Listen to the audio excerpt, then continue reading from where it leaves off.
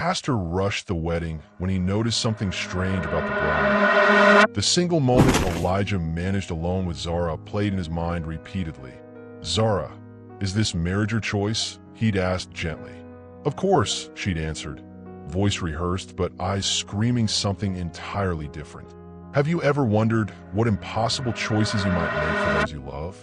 What secrets might lie dormant in your new family tree, waiting to emerge?" Hi viewers, kindly tell us where you're watching from and what time it is. Warm welcome to the family. Enjoy the story. Pastor Elijah Montgomery straightened his navy tie, a ritual preceding every ceremony. Today marked his 100th wedding at New Hope Community Church, a milestone that should have filled him with satisfaction. Instead, an unexplainable disquiet had settled in his chest since meeting the couple 3 weeks ago. The morning sunlight streamed through stained glass, casting colored light across the empty pews. Elijah ran his fingers along the worn leather Bible his grandfather had given him. The same Bible he'd clutched 7 years ago when his 19-year-old sister Naomi vanished without a trace. "You're here early," said Mrs. Chun, the church administrator, placing a stack of programs on the welcome table. "Nervous about the big 100? Just being thorough," Elijah replied, forcing a smile that didn't reach his striking blue eyes. He'd built New Hope from a failing 30-member congregation into a spiritual haven for over 500 in just 3 years. Not through fire and brimstone sermons or promises of prosperity, but through genuine compassion and community service. His free wedding ceremonies, requesting only donations to anti-trafficking organizations, had become his trademark. Elijah's phone buzzed with a text from his brother Marcus. "Did more digging. Call me." Before Naomi disappeared, Elijah had been a carefree college student planning a business career. Her last message, a selfie aboard a cruise ship with a man she'd met during her gap year, haunted him still. The official investigation went cold within months, but the experience forged Elijah into someone new. He completed seminary with singular focus, dedicating himself to helping the vulnerable. Now he opened the Kazim Nasser wedding folder, reviewing his notes. 20-year-old Zara Nasser had barely spoken during their counseling sessions, while her fiancé, Darius Kazemi, 15 years her senior, dominated every conversation. More troubling was Darius's uncle Reza, who attended each meeting, his calculating eyes monitoring every exchange. The single moment Elijah managed alone with Zara played in his mind repeatedly. "Zara, is this marriage your choice?" he'd asked gently. "Of course," she'd answered, voice rehearsed but eyes screaming something entirely different. The chapel doors opened as the decorators arrived. Elijah tucked away the folder and moved to help with flower arrangements, his unease growing stronger. Something about this wedding felt wrong, dangerously wrong. His phone buzzed again. Marcus had sent a file. Darius's import-export business showed financial patterns consistent with money laundering. Zara's student visa had been mysteriously canceled 3 months after her arrival. Most disturbing, Reza Kazemi had faced human trafficking charges twice, both cases collapsing when witnesses suddenly recanted. Without evidence of coercion, they couldn't legally intervene. Refusing to perform the ceremony might only drive it underground, removing any chance to help Zara. Elijah slipped his phone away as the first guest arrived. He'd positioned several off-duty police officers, friends of Marcus, throughout the congregation. His 100th wedding ceremony was about to become something far different from the celebration everyone expected. Zara Nasser stared at her reflection in the hotel mirror, barely recognizing the woman looking back. The makeup artist had transformed her into a vision of bridal perfection, every flaw concealed, including the fresh bruise beneath her left cheekbone. "Beautiful," said Darius from the doorway, his voice carrying the same artificial warmth he used when others were watching. "My perfect bride." Zara lowered her eyes, the gesture appearing demure to anyone observing. In reality, she couldn't bear to meet his gaze. 3 months ago, she'd arrived in America believing she'd won a prestigious scholarship. The daughter of a respected but struggling professor in her home country, Zara had dreamed of earning a degree and returning to help her family. The scholarship had evaporated within weeks of her arrival. Her passport disappeared from her dorm room. Then came Darius with his solution to her immigration problem: marriage to an American citizen. Only later did she learn the devastating truth. Her father had borrowed money from Reza Kazemi's criminal organization. When he couldn't repay, they claimed Zara as compensation. "Your father sends his blessings," Reza said, entering without knocking. "He's so grateful you're securing the family's future." The veiled threat was clear.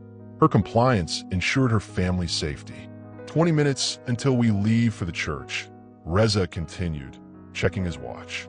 "Remember our discussion about proper behavior?" Zara nodded, touching the bruise hidden beneath layers of foundation. Last night's discussion had occurred when she'd asked to call her mother before the wedding. The hotel suite door closed, leaving Zara momentarily alone. She pulled the wedding invitation from her purse, studying the name: Pastor Elijah Montgomery. Something about the young pastor's compassionate eyes during their meetings had awakened a dangerous feeling: hope.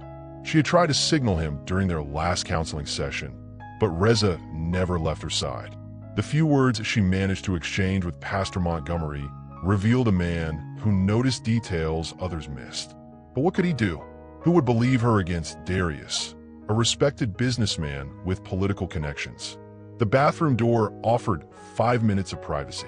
Zara quickly retrieved the burner phone hidden in her toiletry bag, a desperate purchase from a convenience store during a rare supervised bathroom break at a restaurant. She'd managed just one cryptic text to her former roommate before Reza began monitoring her bathroom visits. The wedding gown, selected by Darius, not her, was a crimson and gold traditional design that would draw admiration from guests but serve a more practical purpose for her captors. The distinctive cultural dress would make her easily identifiable if she attempted to flee. Zara knew the honeymoon cruise wasn't taking them to the Caribbean as guests believed. She'd overheard Reza discussing delivery schedules and distribution points in Eastern Europe. Once aboard that ship, she would disappear like so many girls before her. A knock at the bathroom door startled her. "Coming," she called, flushing the unused toilet and running water in the sink. As Zara emerged, her bridal party, women hired by Darius, not friends, surrounded her with practiced enthusiasm. They draped her in jewels that felt like chains and positioned her veil like a funeral shroud. "Time to become Mrs. Kazemi," one woman chirped, adjusting Zara's crimson lipstick. Zara followed them toward the waiting limousine, rehearsing her happy bride expression. The wedding ceremony represented her last chance to be seen in public before boarding that cruise ship. Her last chance for someone, anyone, to recognize her silent scream for help.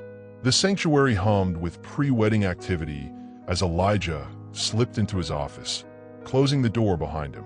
His brother Marcus sat waiting, a detective badge visible on his belt despite his formal attire. "Tell me you found something we can act on," Elijah said, voice low despite the privacy. Marcus shook his head. "Nothing actionable. Darius keeps his operation technically legal." Raises the dangerous one. 2 trafficking investigations collapsed when witnesses vanished. "I pulled strings to get officers here today, but without Zara asking for help." "She's terrified," Elijah interrupted. "You didn't see her eyes when Darius answered questions for her." Marcus passed over his phone, showing surveillance photos. "Zara hasn't been alone since arriving in the country. The honeymoon cruise leaves tomorrow. Darius booked a suite on the Meridian Star." Elijah froze. The Meridian Star? That's the same cruise line Naomi was on when she disappeared. Exactly. Different ship, same company. I've been tracking their routes for years. Marcus tapped another photo showing Reza meeting with a cruise executive. "I can't prove it, but I believe they're using these cruises to move trafficking victims internationally." A knock interrupted them. "Pastor, the groom's party has arrived," called Mrs. Chun. Elijah straightened his jacket, mind racing. "We need a contingency plan. If Zara gives any indication she needs help, we have to act immediately. I positioned officers throughout the congregation. Give the signal, and we'll clear the room." "Not enough. We need a way to communicate with her privately." Elijah pulled a business card from his desk, scribbling on the back. If you need help, say powder room at any time. The brothers moved through the crowded hallway, nodding to guests while discussing final details of their plan. In the vestibule, Darius greeted Elijah with manufactured warmth, flanked by groomsmen who resembled security more than friends. Pastor Montgomery, today's the day.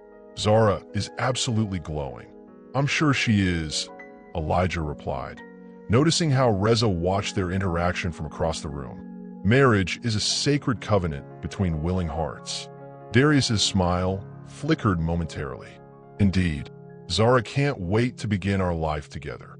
As guests filled the sanctuary, Marcus circulated casually, confirming positions with his plain-clothed officers. Elijah retreated to prepare, kneeling in private prayer that was both spiritual and strategic. Meanwhile, Zara arrived at the church, attendants fussing with her veil and train. Through the window, she glimpsed Pastor Montgomery crossing the parking lot, his confident stride and kind face contrasting sharply with the men controlling her life. "He's just a preacher," Reza muttered, following her gaze. "Remember what happens if you deviate from our plan." The bridal suite filled with chatter as Zara's attendants primped and posed for photos. Each flash felt like a countdown to imprisonment. She slipped into the adjoining bathroom, her final moments alone before being sold into a nightmare. Staring at her reflection, Zara made a decision.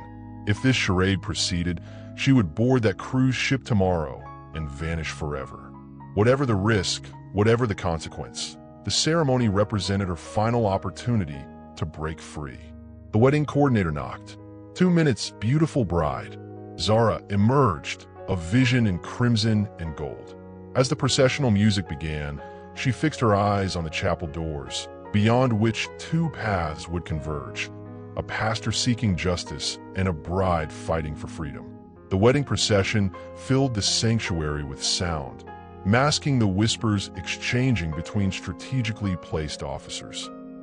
Elijah stood at the altar beside Darius, watching the bridesmaids advance down the aisle in measured steps.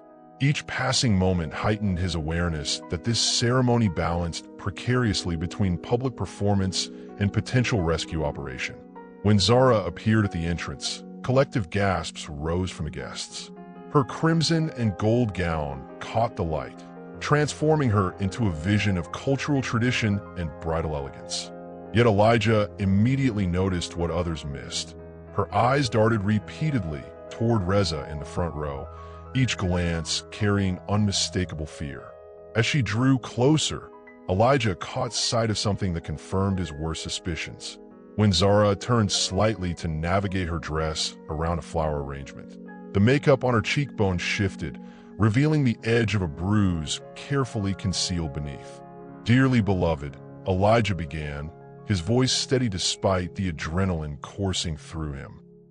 He accelerated through the opening remarks, shortening readings and prayers while maintaining an appearance of normalcy.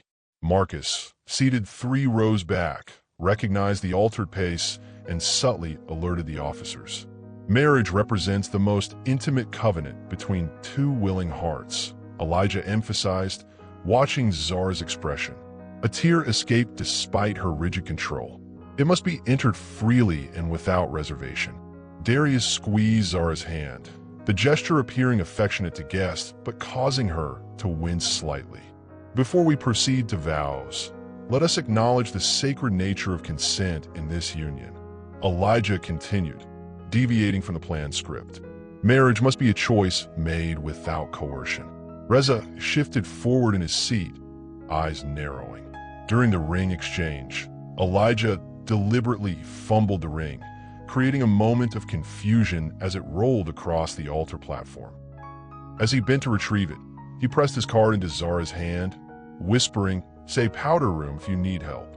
Her fingers closed around the card, concealing it within her bouquet. The almost imperceptible nod that followed confirmed his suspicions. The ceremony continued with Elijah navigating toward conclusion, every sense heightened.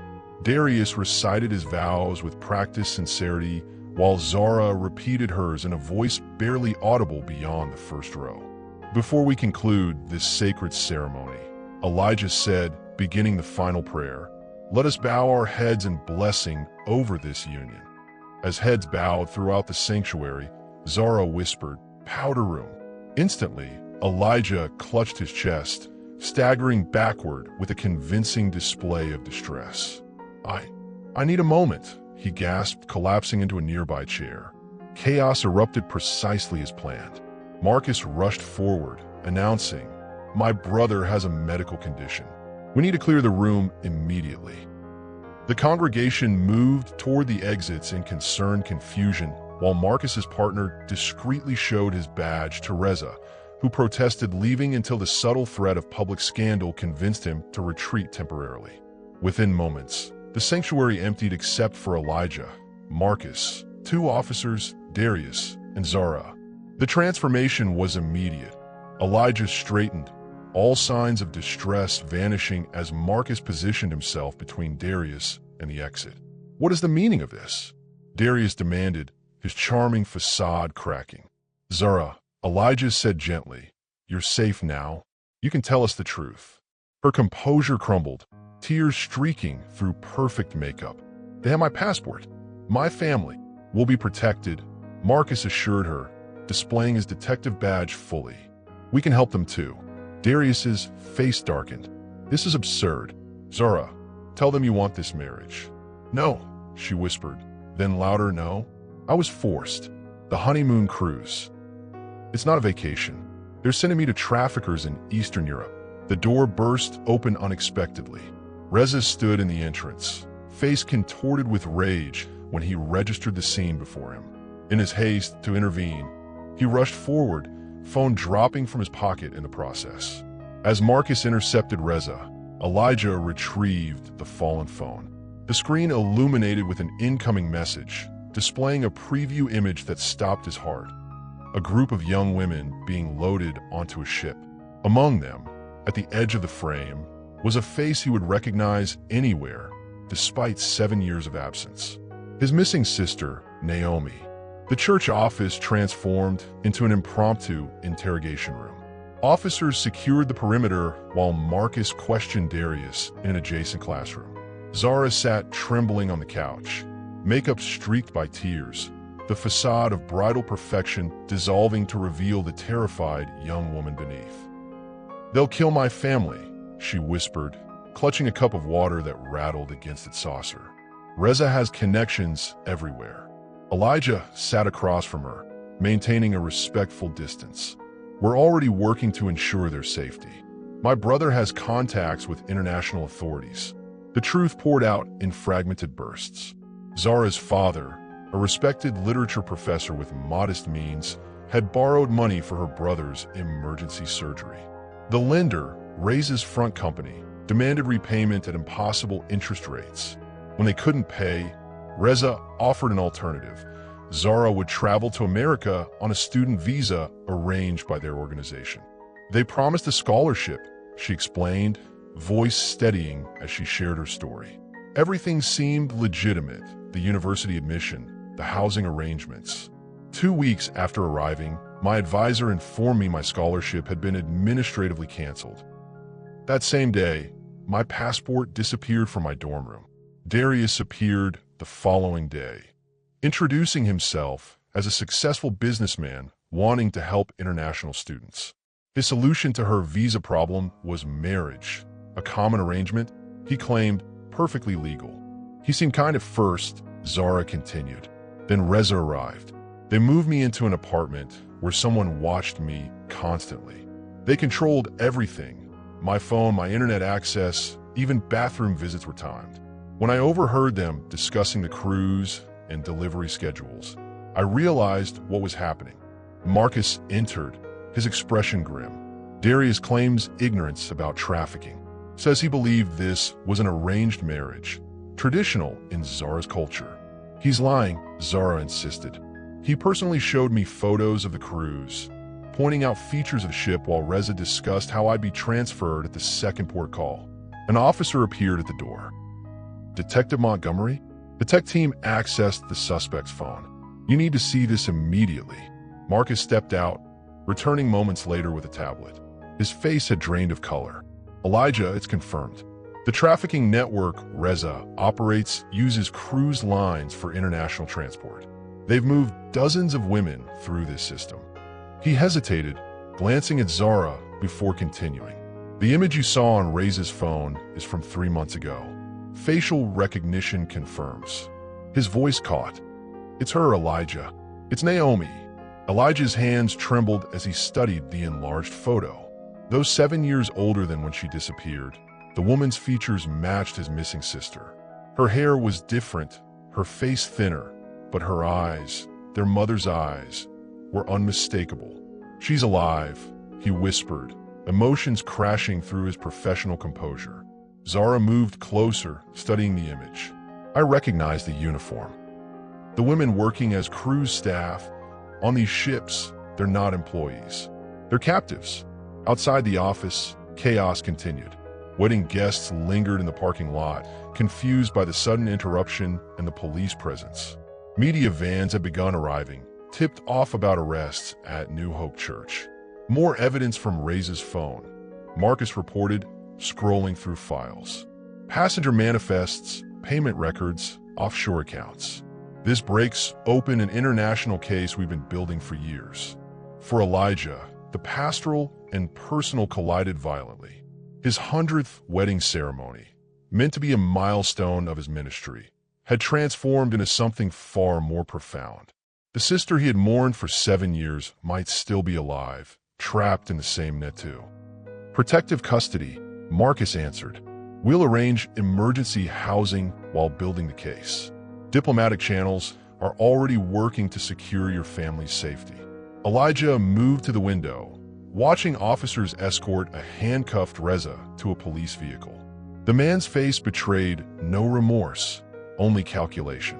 Their eyes met briefly across the distance. Predator and protector locked in mutual recognition. This isn't over, Elijah said, turning back to the room. Reza is connected to powerful people. His network has operated for years without detection. Zara straightened, determination replacing fear. I'll testify. I'll tell everything I know about their operation. As if confirming her words, Marcus's phone buzzed with an update. Darius is talking, trading information for leniency. He's named judges, border officials, even police officers on Reza's payroll. Elijah knelt before Zara, his pastoral calling finding purpose beyond anything he'd imagined when founding New Hope. When I started performing weddings, I asked for donations to anti-trafficking organizations instead of payment. I never imagined that you would become the front line. Zara finished. Sometimes our purpose finds us, Pastor Montgomery. Beyond the office walls, Elijah's congregation gathered, stunned by the day's events, but already organizing support. The interrupted wedding marked not an ending, but a beginning. The first battle in a war against darkness that had claimed too many lives, including possibly his sister's. For the first time in 7 years, Elijah had something beyond faith. He had a lead. The headline blazed across screens nationwide. Pastor halts wedding, exposes trafficking ring. Within hours, New Hope Church transformed from a quiet suburban sanctuary into the epicenter of a media storm. News vans clogged the parking lot as reporters thrust microphones toward anyone exiting the building. Inside, Elijah watched the chaos unfold from his office window. The wedding guests had dispersed in confusion, some outraged at the spectacle, others horrified by the truth emerging in police statements. His phone hadn't stopped buzzing with calls from church board members, concerned congregants, and journalists hungry for exclusive details. They're calling it the Wedding Day Rescue, Marcus said, entering with coffee cups. Trending nationwide. Your face is on every news channel. Elijah accepted the coffee without enthusiasm. And Zara, secure in a safe house. We've established contact with her family overseas. They're being moved to a protected location. Marcus lowered his voice. The threat started within an hour of Reza's arrest. These people have reach. The church administrative phone rang again. The 20th call in 30 minutes. Mrs. Chun had stopped answering, overwhelmed by the barrage of questions she couldn't address. The board wants an emergency meeting, Elijah said, scrolling through messages. Several members are concerned about negative publicity and endangering the congregation. "You saved a woman's life," Marcus countered. "Possibly many women's lives. Not everyone sees it that way." Elijah gestured toward the window where protesters had gathered alongside media. Their signs condemned the church for attacking traditional marriage and interfering in cultural practices. The brothers fell silent as a text message appeared on Elijah's phone, an unknown number with a chilling message. "You should have minded your own business, Pastor. Churches burn easily." Marcus immediately photographed the screen. "I'll trace this. We'll need security here 24/7. By evening, New Hope's sanctuary stood empty except for a small group of dedicated members who had gathered to pray. Among them, elderly Mrs. Winters, who had lost her granddaughter to trafficking 5 years earlier, and the Ramirez family, whose teenage daughter had narrowly escaped a similar scheme last year. "This is why we founded New Hope," Elijah reminded them, voice steady despite his exhaustion. "To be a light in darkness, to offer protection to the vulnerable." As they prayed, Elijah's phone lit up with a video call from an encrypted number. Marcus had arranged for Zara to contact him securely from her safe location. "Pastor Montgomery," she began, her face partially shadowed in the dim room. "I needed to thank you. The authorities say my father and mother are now safe." "I'm relieved to hear that," Elijah replied, noting the strength returning to her voice. "There's something else." Zara leaned closer to the camera. "I've been shown photos of other women who traveled through the same network. I recognized 3 from my university orientation. They disappeared weeks before I was targeted." The revelation sent ice through Elijah's veins. The trafficking operation wasn't opportunistic. It was methodical, selecting victims through seemingly legitimate programs. After the call ended, Elijah sat alone in the darkened sanctuary. The church he'd built as a haven now stood at the center of a gathering storm. His phone continued to fill with messages, support from fellow pastors nationwide, mixed with anonymous threats, media requests alongside warnings from concerned friends. A soft knock interrupted his thoughts. Detective Rivera, Marcus's partner, entered with a folder. "We found something in Reyes' financial records," she said, placing surveillance photos on the desk. "The cruise line connected to your sister's disappearance? Reyes' organization purchased controlling interest 3 years ago through shell companies." Elijah stared at the images, luxury ships that concealed human cargo, smiling passengers unaware of the horrors happening in restricted areas of the same vessels. "This isn't just about Zara anymore," Rivera continued. "We believe they've moved hundreds of women through this system. And based on the threats already emerging, they're not going to let you walk away from this." The emergency board meeting convened 48 hours after the interrupted wedding. 10 concerned faces surrounded the conference table, their expressions ranging from supportive determination to barely concealed panic. The insurance company called, announced Harold Mercer, head of the finance committee, sliding a document across the table. "They're threatening to cancel our policy." Elevated risk profile is the term they used. 3 families withdrew their membership this morning, added Diane Powell, membership director. They cited safety concerns for their children. Elijah listened silently as each board member presented their concerns. The church building now required security guards. Sunday attendance might drop. Donations could decrease. The preschool program parents were demanding assurances their children would be protected. "Perhaps," ventured Walter Green, the eldest board member, "we should consider stepping back from this trafficking issue. Let the authorities handle it. Our mission is spiritual guidance, not law enforcement." The room fell silent, all eyes turning to Elijah. He stood slowly, gathering his thoughts. "When we founded New Hope, we made a promise, not just to provide comfortable Sunday services, but to be a genuine refuge for those in need." His voice remained calm despite the fire building within. Zara came to this church wearing chains disguised as wedding jewelry. She sat in our counseling sessions, silently screaming for help. He placed his hand on the Bible at the center of the table. If we retreat now because it's difficult or dangerous, what does that say about our faith? About our commitment? No one questions your intentions, Pastor, Harold interjected. But this has escalated beyond anything we anticipated. These criminals have threatened you personally. They've threatened the church. Before Elijah could respond, the door opened. Marcus entered, his expression grave. "Sorry to interrupt," he said, nodding to the board members. "We've identified 3 more victims connected to Ray's operation, all reported missing within the last year, all last seen boarding cruise ships." He placed a file on the table, and we confirmed the woman in the photo is Naomi. Facial recognition is 98% positive. The room fell silent. Most board members knew Elijah's personal story. His sister's disappearance had led him to ministry and anti-trafficking work. The confirmation that she might still be alive transformed the theoretical into deeply personal reality. That night, alone in his apartment, Elijah dreamed of Naomi. Not as she might appear now, but as he remembered her, 19, laughing, full of dreams about traveling the world.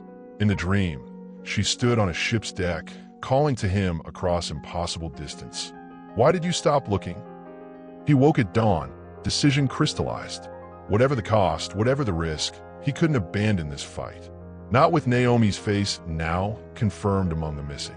Not with Zara and others counting on the sanctuary his church had promised to provide. By Sunday morning, news vans still lined the street as Elijah approached the pulpit. The sanctuary contained fewer faces than normal, but those present sat with resolute expressions. Armed security guards positioned discreetly at entrances nodded respectfully as he passed. Today, Elijah began, his voice carrying to the back row and beyond to the cameras live streaming his message. We face a choice about what kind of church we will be. A safe harbor that closes its doors when storms approach, or a lighthouse that shines brightest when darkness threatens to overwhelm. He gripped the edges of the pulpit. "I stand before you not just as your pastor, but as the brother of a trafficking victim. For 7 years, I've carried the weight of not knowing my sister's fate. Now, because of what happened in this sanctuary last week, we have confirmation she may still be alive." The congregation stirred, murmurs of support rippling through the pews. "New hope will not retreat," Elijah declared, voice strengthening. "Today, I announce the formation of our restoration ministry, a dedicated program providing sanctuary, legal support, and healing resources for trafficking survivors." From the back row, Marcus watched his brother with pride and concern. The decision was made. The path forward would be dangerous, but Elijah Montgomery had just declared war on the darkness that had claimed his sister. The safe house looked like any other suburban home. Beige siding, neatly trimmed hedges, a basketball hoop above the garage. Inside, however, specialized security systems monitored every approach, and the windows featured bulletproof glass. For 2 weeks, this anonymous residence had sheltered Zura while she worked with federal prosecutors building their case against Ray's network.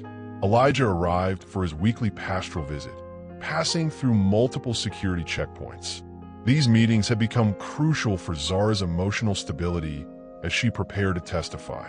"The nightmares are getting worse," she admitted, pouring tea in the kitchen while 2 female officers maintained discreet positions nearby. "I keep seeing faces of the other women, the ones I can't help." "You're helping them by testifying," Elijah assured her. "The evidence you provided has already identified trafficking routes across 3 continents." Zara's hands trembled slightly as she set down the teacup. "My father called yesterday. Someone left a doll with its throat cut on their doorstep. The local police claim it's just a prank." Before Elijah could respond, his phone buzzed with a news alert. He paled as he read the headline. "What is it?" Zara asked. "Reza Kazemi was released on bail an hour ago. The judge cited insufficient flight risk despite prosecution objections." The safe house erupted into activity. Officers made urgent calls while Zara retreated to her room, emerging minutes later with a small backpack. "I need to disappear," she declared. "As long as I'm here, my family remains in danger. As long as I testify, they'll never be safe." Zara, Running won't solve this, Elijah argued. The protection team. An explosion cut him off as the front windows shattered inward. Smoke filled the room, followed by the distinctive pop of gunfire. The officers returned fire while shouting into their radios for backup. "Rear exit," commanded the lead officer, pushing Elijah and Zara toward the kitchen. Vehicle waiting in the alley. They rushed through the smoke-filled house as bullets splintered wood around them. In the backyard, a black SUV idled with its door open. The driver, another plainclothes officer, motioned urgently. "Get in. We have a secondary location." As they sped away, Elijah glimpsed armed figures swarming the safe house. His phone rang. "Marcus, the safe house is compromised," Elijah reported immediately. "All of them are," Marcus replied, his voice tight with controlled panic. Simultaneous attacks on 3 locations. Someone leaked the addresses. "We have a mole in the department." The SUV weaved through back streets, avoiding main roads. The officer driving maintained grim silence, checking mirrors constantly. "Where are we going?" Zara asked, her voice remarkably steady despite the chaos. "Can't risk another official safe house," the officer replied. Detective Montgomery suggested an alternative. 2 hours later, they arrived at a remote cabin nestled among pine trees. Elder Johnson, a retired military chaplain and founding member of New Hope, greeted them at the door with a shotgun resting casually in the crook of his arm. "Welcome to my fishing cabin," he said, ushering them inside. "No internet, no landline, cell service is spotty at best. Off the grid, just like we planned for the church emergency protocol." The cabin's rustic interior belied its security features: reinforced doors, emergency supplies, and multiple escape routes. Elder Johnson had prepared for various contingencies during his military career and had helped Elijah establish emergency procedures for the church. As night fell, Zara sat wrapped in a blanket on the porch, staring into the darkness. Elijah joined her, offering a mug of hot chocolate. "I never meant to drag you into this," she said quietly. "Your church, your reputation, your safety, all compromised because of me. Because of criminals who thought they could traffic human beings without consequences," Elijah corrected. "Not because of you." For the first time, Zara smiled, a genuine expression that transformed her face. "In my culture, we have a saying, 'The truth is a flame that burns the hand that carries it, but lights the way for all who follow.'"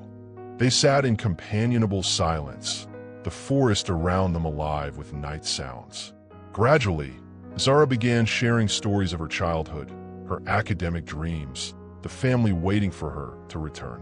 Elijah spoke of Naomi, the sister whose disappearance had shaped his life's mission. Their moment of peace shattered when Elder Johnson emerged from inside, his expression grave. "Just got a message through the emergency radio. Someone's been asking questions in town about my cabin. They described your vehicle." He checked his watch. "We have maybe 2 hours before they track us here." Marcus Montgomery paced the secure conference room at police headquarters, surrounded by case files and surveillance photos. The coordinated attacks on the safe houses had thrown the investigation into chaos. Witnesses scattered, evidence compromised, trust fractured within the department. "Detective Montgomery?" The receptionist's voice crackled through the intercom. "There's someone here insisting on speaking with you. Says it's about the Kazemi case." "Name?" "Darius Kazemi." Marcus froze. Darius had been released on house arrest pending trial, his cooperation earning him leniency compared to his uncle. "Bring him in." 2 officers present at all times. Minutes later, Darius entered, looking nothing like the confident groom from the wedding. His designer suit had been replaced by jeans and a plain sweater, his manicured appearance now haggard. "They tried to kill me last night," he announced without preamble. "Drive-by shooting at my apartment. My security guard is dead." Marcus studied him carefully. "Why come to me? You have an attorney." "Because I'm not stupid," Darius replied, dropping into a chair. "Ray's organization is eliminating loose ends. I'm the biggest loose end of all." He placed a flash drive on the table. "Complete financial records of the trafficking operation. Offshore accounts, shell companies, bribes to officials. Everything. Why give us this now? Self-preservation, Darius admitted bluntly. I want witness protection. And he hesitated. I want to help find Zara. Marcus's expression hardened. So you can finish what you started. So I can apologize before they kill me. Darius leaned forward. I didn't know about the trafficking at first. I thought it was an arranged marriage, traditional in her culture. By the time I understood what Reza planned for her after the cruise, he shook his head. I'm not asking forgiveness. I'm offering information that might save lives. While Marcus debated Darius's offer, across town at New Hope Church, an extraordinary gathering took place. Dozens of congregation members had responded to an emergency call, transforming the church basement into a command center for a new underground network. We've secured 5 private homes willing to serve as safe houses, reported Mrs. Chun, coordinating volunteers. All off the official grid, known only to church leadership. The women's shelter in Riverside has dedicated their secure wing to potential trafficking victims, added Dr. Patel, a congregation member and hospital administrator. Medical care without documentation requirements. Elijah's vision for the restoration ministry had accelerated beyond anyone's expectations. What began as a proposal had mobilized into immediate action after the safe house attacks.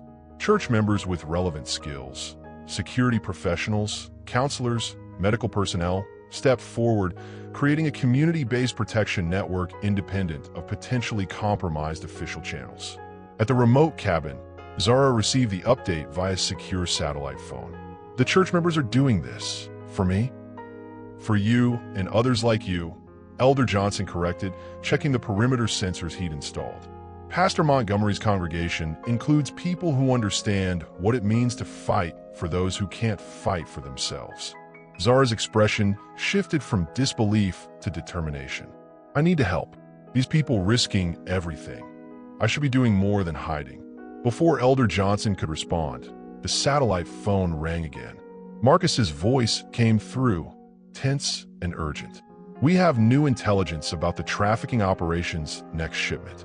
Darius came forward with critical information. Darius? Zara's voice sharpened. You can't trust him. We're verifying everything, but his information matches existing intelligence. He claims a vessel called the Aurora Star is departing in 5 days with 12 women aboard. The manifest lists them as entertainment staff, but they're trafficking victims. Elijah exchanged glances with Zara, whose face had gone pale. The Aurora Star is the sister ship to the Meridian Star, she whispered. The same line that took your sister. The connection crackled as Marcus continued.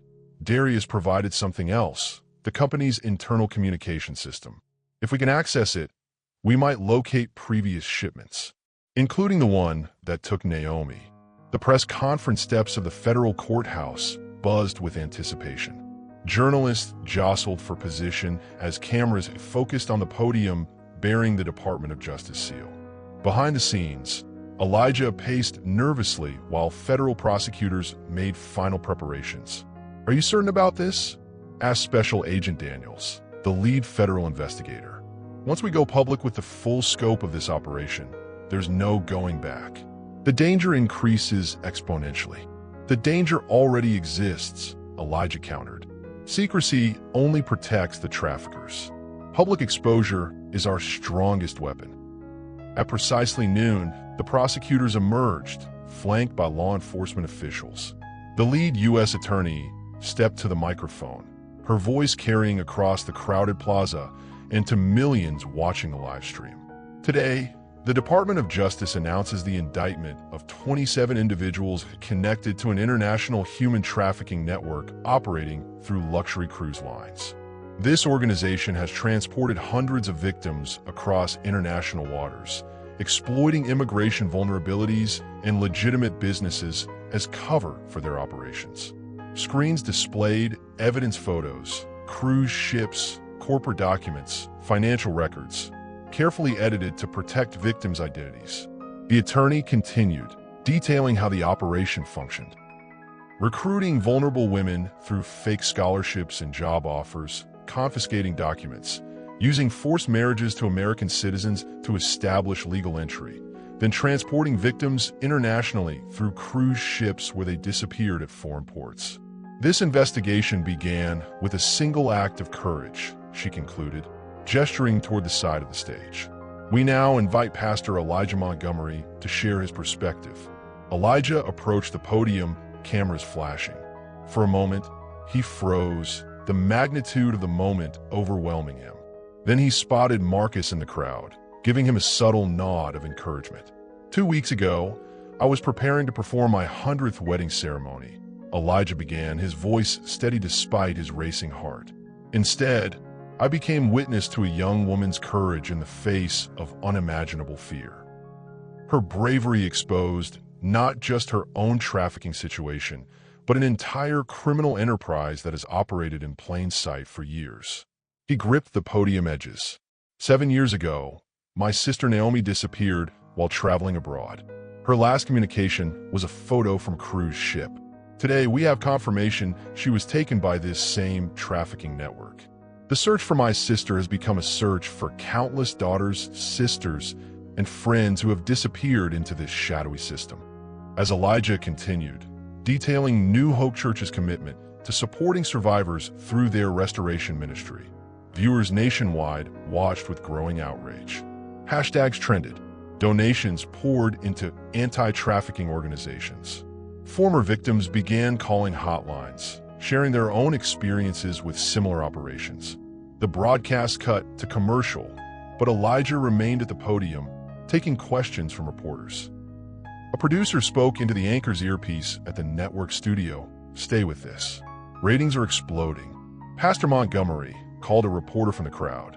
Has your church received threats since becoming involved in this case? Yes, Elijah acknowledged, but we refuse to be intimidated. What about allegations that you're exploiting the situation for publicity? Our focus remains on the victims and preventing future trafficking. Any attention this receives serves that purpose alone. As the questions continued, a production assistant approached the news anchor with an urgent message. The broadcast cut back to the courthouse steps as the anchor announced, "We're receiving reports of a developing situation. Pastor Montgomery, are you aware that your church is currently surrounded by protesters?" Elijah's expression registered shock as the broadcast split screen showed dozens of people gathering outside New Hope Church, some carrying signs supporting trafficking victims, others condemning the church's involvement. Before he could respond, a man pushed through the press conference crowd, shouting, "You'll regret interfering with businesses you don't understand, Pastor." Security immediately surrounded Elijah, escorting him from the podium as chaos erupted. The cameras captured his face, not fear, but resolute determination, as he was rushed to a waiting vehicle.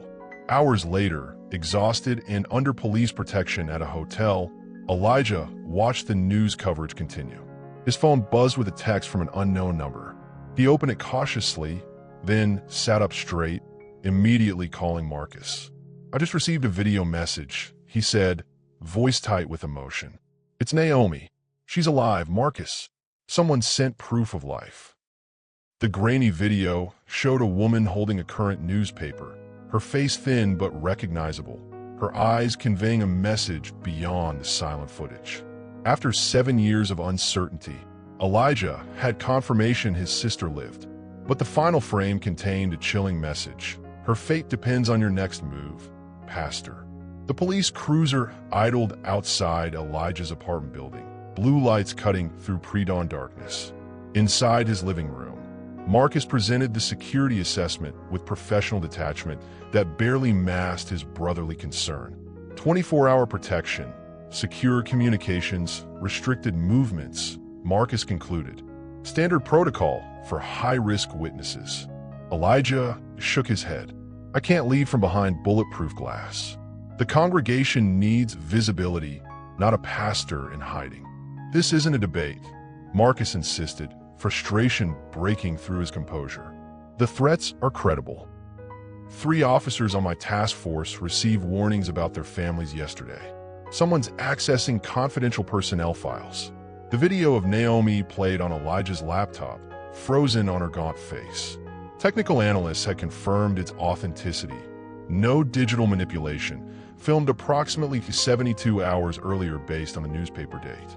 The message was clear. The trafficking network had leverage. "I understand the risks," Elijah said quietly. "But hiding sends exactly the wrong message to everyone watching this unfold. The congregation, the survivors coming forward, the traffickers themselves." By sunrise, Elijah stood on the church steps, addressing a cluster of reporters who had maintained their vigil overnight. Behind him, congregation members formed a human chain around the building, a visible statement of solidarity.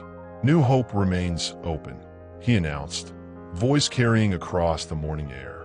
"Our services continue. Our commitment to survivors grows stronger. We will not be intimidated into silence."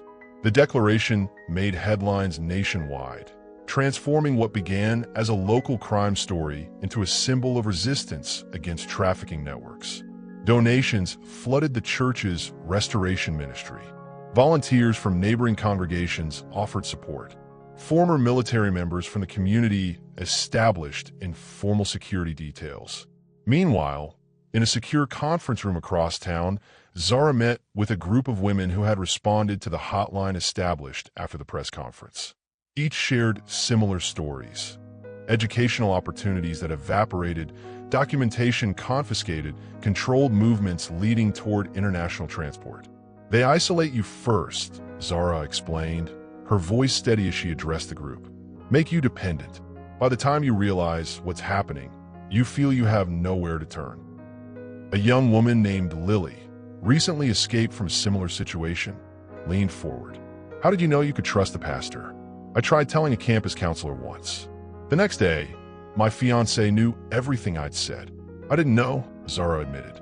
"I took a chance because I was out of options." As Zara built connections with other survivors, Marcus pursued the corruption within law enforcement. The investigation led to uncomfortable discoveries: a detective who vacationed on cruise ships without paying, a judge whose daughter received an unexplained scholarship, a customs official with offshore accounts. "The network doesn't just traffic people," Marcus explained during an emergency meeting with trusted colleagues. "They traffic influence. Small favors creating compromised officials who can't risk exposure." The corruption trail led to increasingly powerful figures. Marcus's superior called him into a private meeting, expression grave. "You're being reassigned," he announced without preamble. "Effective immediately.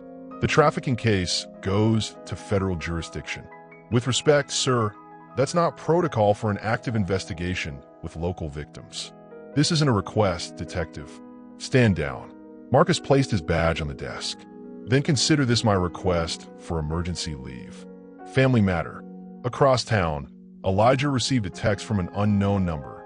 "Check your email." The attached video showed Naomi again, this time speaking directly to the camera. "Elijah, if you're seeing this, I'm still alive. There are others like me. We're being moved soon. The ship is called Celestial Princess, departing in 3 days. This may be my last chance." Her voice broke before the video cut abruptly. Elijah immediately called Marcus, who arrived within minutes, still reeling from his confrontation with superiors. "They're shutting down the investigation," Marcus reported. "Orders from above." "While we have actionable intelligence about a ship departing in 3 days, Elijah countered, playing Naomi's message.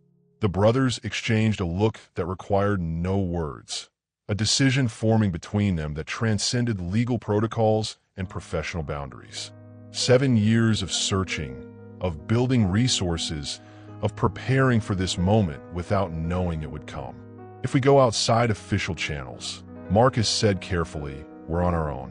No backup, no authority, no protection." Elijah's response was immediate. "We were on our own the moment Naomi disappeared." New Hope Church transformed overnight. The sanctuary became command central for an operation that existed in the shadow space between official law enforcement and community activism. Classrooms converted to dormitories for survivors needing emergency housing. The fellowship hall served as a processing center where volunteers sorted through hundreds of tips flooding in from across the country. We've identified 14 women who disappeared through the same scholarship program that targeted Zara, reported Mrs. Chun, coordinating the information flow. 3 families received similar videos to yours. Proof of life with warnings to stay quiet. Elijah moved through the bustling space, his pastoral role evolving into something more complex. He counseled traumatized family members in one moment, strategized with security experts in the next. The church board's initial concerns about negative publicity had evaporated in the face of overwhelming community support. In the children's ministry room, now serving as a survivor resource center, Zara had established a program that became the heart of their response. Surrounded by maps, shipping schedules, and cruise line documentation, she trained volunteers to recognize trafficking indicators and help survivors navigate the complex emotional aftermath of exploitation. The psychological control is as powerful as physical restraint, she explained to a group of counselors. They convince you that your family will suffer if you resist, that no one will believe you, that you're complicit in your own captivity. Her voice carried the authority of experience, but also newfound strength. The terrified bride from weeks earlier had transformed into a formidable advocate, her cultural insights and personal testimony providing crucial intelligence. Marcus arrived with news, his unofficial investigation continuing despite his suspended status. We've authenticated Naomi's video. The Celestial Princess is scheduled for a 10-day Caribbean cruise, departing Miami on Friday. Passenger manifest shows a private group booking for the entire VIP deck. The same pattern as the Aurora Star, Zara noted, examining the documents. Restricted areas, private security, specialized staff, classic trafficking indicators. As they developed their response plan, Elijah found himself alone with Zara in the church garden. The evening air carried the scent of jasmine as they took a rare moment of quiet amid the constant activity. "I never thanked you properly," Zara said, watching fireflies illuminate the gathering dusk. "Not just for the wedding intervention, but for believing in me when others wouldn't." "Faith isn't just about believing in things unseen," Elijah replied. "Sometimes it's about seeing what others refuse to acknowledge." Their eyes met, a moment of connection transcending their roles as pastor and survivor. Something unspoken passed between them, recognition of how their lives had intertwined through circumstance but remained linked by choice. The moment broke as Marcus called them inside. The technical team had made a breakthrough, accessing the cruise line's internal communication system using credentials Darius had provided. "We've located historical passenger data," the lead technician announced, projecting information onto the wall, cross-referencing with missing persons reports from the past 5 years. Names and faces appeared on screen. Dozens of women who had vanished while traveling, their last known locations matching cruise itineraries. Among them, highlighted in yellow, was Naomi Montgomery, listed as entertainment staff on a voyage 7 years earlier. She was transferred to Barcelona, Marcus said, voice tight with emotion as he scrolled through the records. Then Athens, Dubai, tracking her through their system until 3 years ago when she was assigned to a private yacht called the Odyssey. Elijah stared at his sister's file photo, the official documentation of her captivity hidden in plain sight within corporate records. "Can we locate this yacht?" "Already working on it," Marcus confirmed. "But the Celestial Princess is our immediate concern. It departs in 60 hours with a new group of women on board." The room fell silent as the magnitude of their discovery settled over them. Not just Naomi, but an entire operation documented in cold corporate efficiency. Human beings processed through a system designed to make them disappear. "We need to move quickly," Zara said, breaking the silence. "I know how they think, how they operate, and I know exactly how to get aboard that ship." The Miami field office of the FBI hummed with activity as Agent Daniels reviewed the evidence package Marcus had compiled. Maps of the port, cruise ship schematics, passenger manifests, and communication records covered the conference table. "This is compelling," Daniels acknowledged, examining the documents. "Enough for us to coordinate with the Coast Guard for interdiction once the vessel reaches international waters." That's too late, Elijah insisted. Once they're at sea, the women will be moved to restricted areas. If there's warning of law enforcement involvement, they'll destroy evidence and claim the women are legitimate employees. Daniel sighed, removing her glasses. I understand your frustration, Pastor Montgomery, but we have protocols. Boarding a cruise ship at dock requires warrants, jurisdictional clearances, coordination with Port Authority, all of which gives potential leaks in the system time to warn the traffickers, Marcus added. We've already identified corrupted officials in 3 agencies. The agent's phone buzzed. She stepped away to take the call, returning moments later with a changed expression. That was my superior. The operation is being reassigned to a special task force. I'm ordered to transfer all materials and stand down. Her voice lowered. Something's not right. This came from way above my pay grade. She gathered her notes, then paused at the door. Officially, this meeting never happened. Unofficially, the Celestial Princess has a security drill scheduled for 5 a.m. tomorrow. Skeleton crew, minimal passengers on board for early check-in. She placed a Port Authority badge on the table. I found this in the parking lot. Make sure it gets returned to Lost and Found. After she departed, Elijah, Marcus, and Zara exchanged glances. They're shutting it down, Marcus concluded, just like they did with my investigation. Which means we proceed alone, Elijah said, picking up the badge. Back at the church, they gathered their core team. Elder Johnson with his military experience, Dr. Patel who could provide medical support, and 3 former security professionals from the congregation.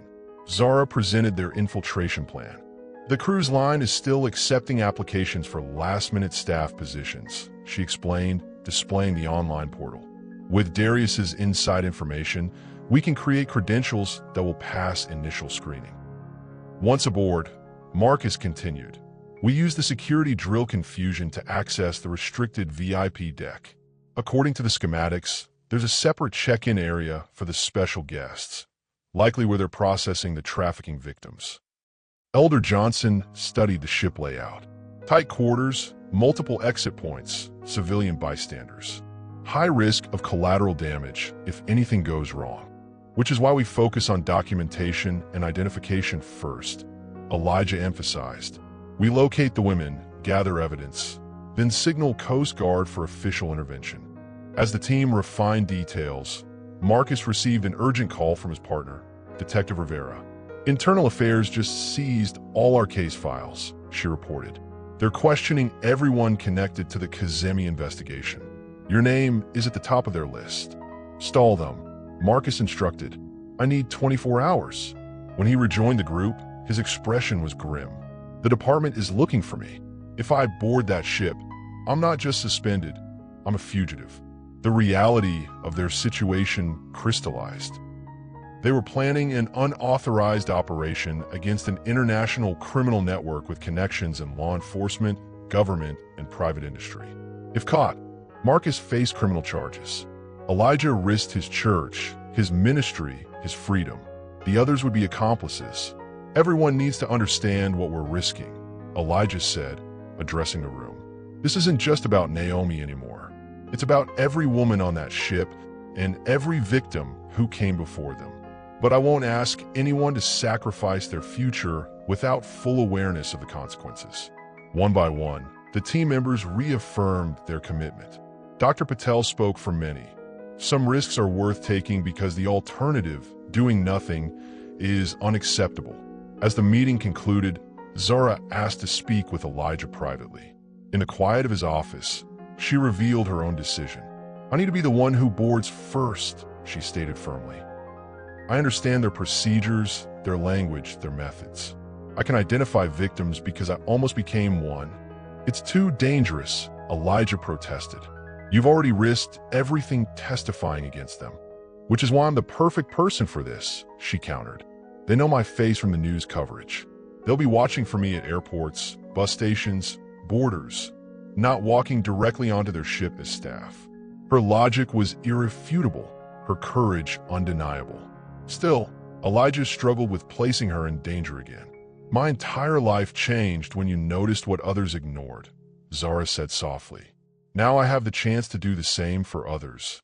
including your sister. Their eyes held for a long moment, the connection between them deepening beyond pastor and survivor, beyond allies and a cause. Something unspoken passed between them, respect, admiration, and emotions neither was ready to name. "We leave at dawn," Elijah finally agreed. Together.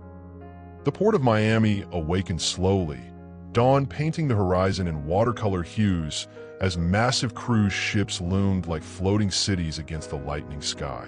Dock workers, early arriving passengers, and delivery trucks created a choreography of routine activity. Perfect cover for the team approaching from different directions. Elijah and Marcus, dressed in maintenance uniforms with clipboards and equipment bags, passed through the employee entrance using the borrowed credentials. Elder Johnson and Dr. Patel arrived as an elderly couple checking in early for their anniversary cruise.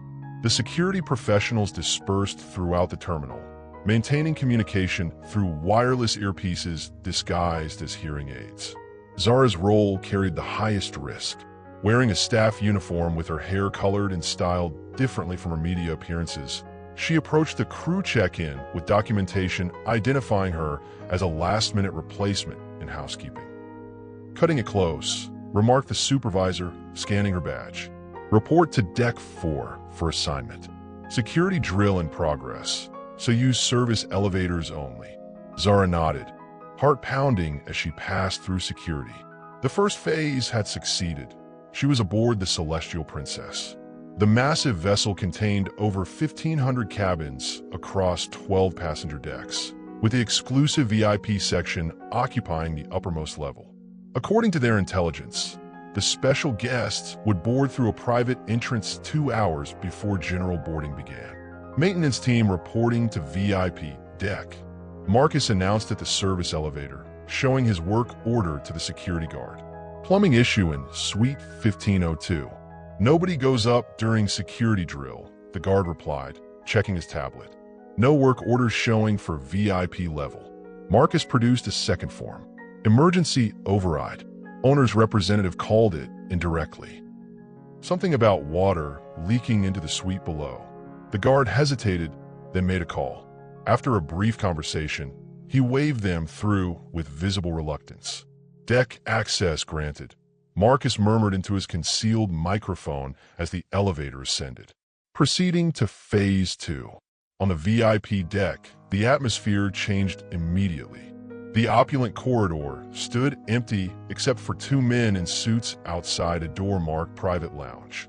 Unlike the cruise staff uniforms below, these men carried themselves with the unmistakable bearing of security professionals. Elijah wheeled their equipment cart toward the nearest maintenance closet while Marcus created a diversion, deliberately dropping tools with a clatter that echoed down the hallway. When one guard stepped forward to investigate, Elijah slipped a master key card, provided by Darius, into the lounge door. Inside, the luxurious space had been transformed. Temporary partitions created processing stations where 8 young women sat in various stages of documentation. Some had their photographs taken against a blue background. Others provided fingerprints. All wore the vacant expressions of people moving through procedures they didn't fully understand. A woman in a business suit approached immediately. "This area is restricted during processing." "How did you get in here?" "Maintenance," Elijah replied, gesturing to his uniform. "Reported water leak." Before she could respond, the ship's intercom announced, "Attention, all crew. Security drill commencing on decks 7 through 9. All personnel report to designated stations." The announcement, timed precisely according to their intelligence, created the distraction they needed.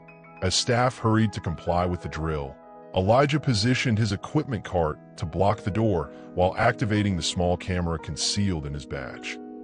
"Ladies," he said quietly to the nearest women, "I'm Pastor Elijah Montgomery. This is not a legitimate employment orientation. You're being processed for trafficking." Confusion rippled through the group. One woman, barely 20, with a Southeast Asian accent, whispered, "They have my passport." They said, "This is normal procedure for entertainment staff." "It's not," Elijah assured her. "We have people who can help you, but we need to move quickly." Outside, Marcus had created a water leak from a bathroom fixture, drawing the guards' attention away from the lounge.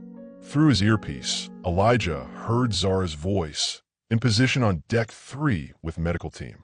Extraction route secured through service corridor. The moment of truth arrived when a door at the rear of the lounge opened. A man in a cruise line executive uniform entered, followed by 2 more security personnel. He stopped abruptly at the sight of Elijah. Who authorized maintenance during processing? He demanded. Water emergency, Elijah replied, continuing to record with his hidden camera. Just finishing up. The executive's eyes narrowed with sudden recognition. You're that pastor from the news. Everything happened at once. The executive reached inside his jacket. The women scattered in panic. Elijah shoved his equipment cart toward the approaching security guards while activating the ship-wide fire alarm Elder Johnson had rigged to their signal. Chaos erupted throughout the vessel as sprinklers activated on multiple decks. Passengers and crew evacuated according to emergency protocols, creating the cover needed for Dr. Patel and her team to guide the women from the lounge toward the predetermined extraction point. Elijah fought his way through the confusion, searching for the emergency stairwell. A security guard tackled him from behind, sending them both crashing into a wall. As they struggled, Elijah caught sight of a familiar face among a group of women being hurried down a restricted corridor. Older, thinner, but unmistakable. "Naomi!" he shouted above the alarms. His sister turned, their eyes meeting across the distance. Recognition dawned on her face, followed by disbelief and desperate hope. The guard's grip tightened around Elijah's throat as Marcus appeared, delivering a precise strike that incapacitated the man. "We need to move. Now!" "Naomi's here," Elijah gasped, pointing toward the corridor where she disappeared. "I saw her." The brothers fought their way through the emergency evacuation, pursuing the group that included Naomi. They reached a loading area where a private yacht had docked alongside the cruise ship, a vessel matching the description of the Odyssey. Coast Guard's 3 minutes out, Elder Johnson reported through the communication system. Zara has the other women clear. Repeat, primary extraction successful. Elijah and Marcus watched in horror as Naomi and 5 other women were forced aboard the yacht. Its engines roared to life as it began pulling away from the ship. "We can't let them take her," Elijah shouted, running toward the railing. Not again. Without hesitation, the brothers jumped. 6 months later, New Hope Church buzzed with anticipation. The sanctuary, once a simple worship space, now featured a memorial wall displaying photographs of trafficking survivors who had found freedom through their ministry. Hundreds of candles flickered beneath the images, each flame representing a life reclaimed. Elijah adjusted his tie, the familiar pre-ceremony ritual now carrying deeper significance. Today marked not his 101st wedding, but perhaps his most meaningful, officiating for a survivor beginning her new life with a man who had helped her rebuild after rescue. The operation aboard the Celestial Princess had become international news. The brothers' desperate leap onto the escaping yacht, their violent struggle with the crew, and the Coast Guard's dramatic intervention have been captured by helicopter news cameras. Footage of women being rescued from both vessels played on every network worldwide, exposing the trafficking network in ways no press conference could achieve. The aftermath brought both justice and healing. 47 arrests across 12 countries. Hundreds of victims identified through seized records. Reza Kazemi and his associates faced multiple life sentences. The corrupt officials who had protected the operation were removed from positions of power, some facing criminal charges themselves.